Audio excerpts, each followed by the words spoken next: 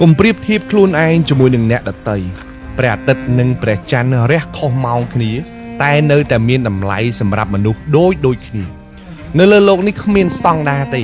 เกลอแบบเกยยืงลอแบบยืงเฟอไอจำร้านยืงจับดาวเฟอนั่งเตอชบเปรียบเทียบชบดักประตุกเอาคลุนไอเดียการบิกชมในขมิ้นชมตระบานเกยบำบะโดยวับปะท้อในการเปรียบเทียบยืงรูปเกราะเกยรูปละอយើងពុញអ្នកក្រគេពុញអ្នកមានយើងអត់លុយគេមានលុយពេលខ្លះមិនហ៊ានសំបីតែមើលមុខគេទេតែពេលដែលចូលសង្គមយូរទៅយើងដឹងថាមនុស្សម្នាក់មានតម្លៃរៀងខ្លួន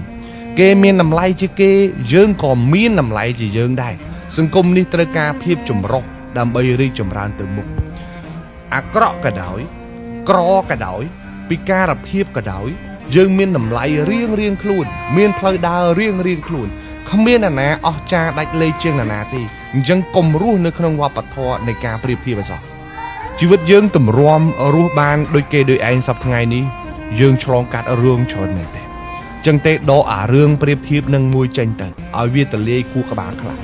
រឿងដែលអនិច្ចាបំផុតនឹងអ្នកខ្លះមិនដែលទាំងស្គាល់គេផងយកខ្លួនឯងទៅប្រៀបធៀបជាមួយគេទៀតគេមានជារឿងរបស់គេស្អាតជារឿងរបស់គេលយឆាយជារឿងរបស់គេរឿងដែលយើងត្រូវគិតគឺធ្វើរឿងដែលយើងអាចធ្វើបានឲ្យល្អបំផុតទៅជីវិតយើងនឹងបានសុខហើយយើងចង់រស់នៅក្នុងសង្គមមួយដ៏សុខសាន្តគ្មានការស្អប់ខ្ពើមគ្មានការរើសអើងអានេះអាក្រក់អានោះស្អាតអានេះក្រអានោះមានជាងឈប់ទៅសម័យនេះហើយកុំយកការប្រៀបធៀបមកវាយតម្លៃទៅលើមនុស្សកុំយកការប្រៀបធៀបជាគោលបំណងដើម្បីបែងចែកភាពល្អនិងភាពអាក្រក់នៅក្នុងសង្គមរបស់យើងមនុស្សមានតម្លៃផ្សេងគ្នា